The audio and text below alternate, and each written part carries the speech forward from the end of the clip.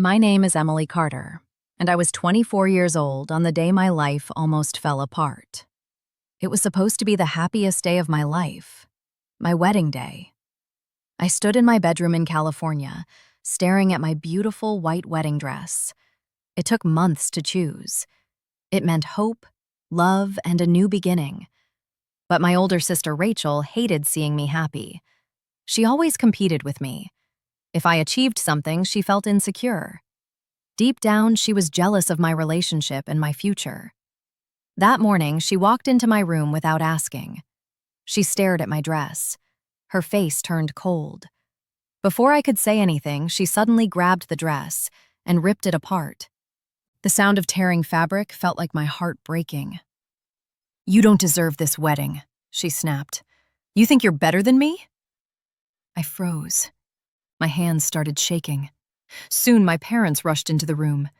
Instead of supporting me, they looked angry. "Emily, don't get married," my mother warned. "You'll embarrass this family." Guests began whispering. Some even laughed. I felt humiliated, heartbroken, and alone. I thought the wedding was over. Then the front doors opened, and my fiancé arrived. The moment people saw him, everything changed. The room felt silent after my dress was torn. I stood there holding the ruined fabric, trying not to cry. People whispered.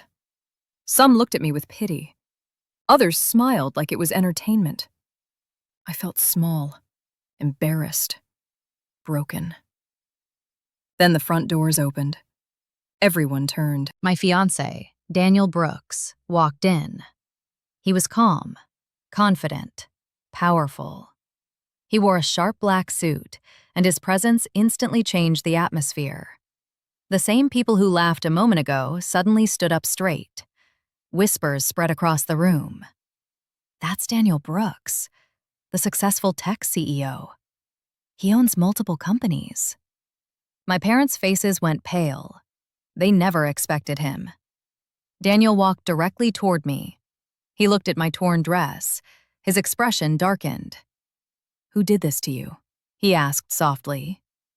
My sister Rachel avoided eye contact. Daniel took off his suit jacket and gently placed it over my shoulders. "This wedding is not canceled," he said firmly. "Anyone who disrespects Emily is disrespecting me." The same guests who laughed earlier now stayed silent. Rachel looked nervous, but I knew something they didn't.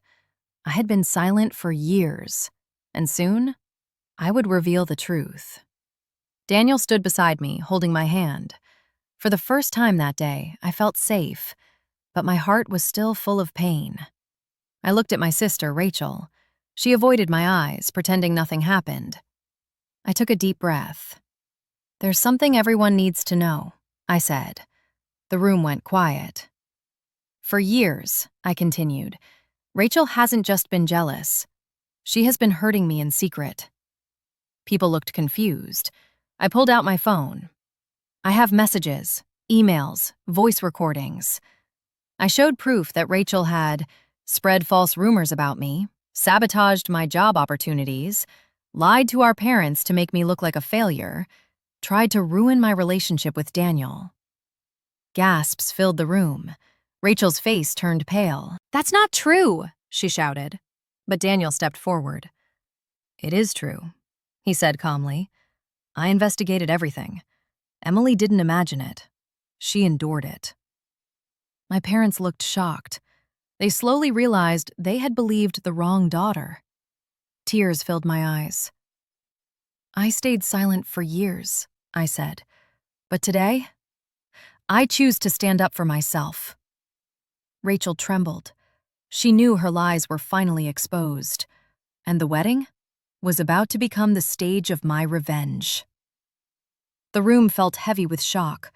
All eyes were on Rachel. She tried to defend herself, but the truth was already clear. The guests who once laughed at me now looked at her with disgust. My parents stood frozen. My father lowered his head. My mother's voice trembled. "Emily, we were wrong." But it was too late. Daniel gently squeezed my hand. "Emily is no longer the girl you bullied," he said calmly. She is strong, and she doesn't need your approval. I took a step forward. For years, I felt small, I said. But today, I choose respect over silence. Rachel broke down, her reputation shattered in front of everyone. And then something unexpected happened.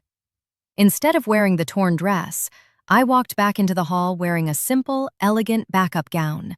Not perfect, but powerful. When I walked down the aisle, no one laughed. They stood in respect. I wasn't the embarrassed girl anymore. I was a woman who survived betrayal. As I held Daniel's hand, I realized something important. My revenge wasn't destroying them. My revenge was rising higher than they ever could. And as we walked away together, I never looked back.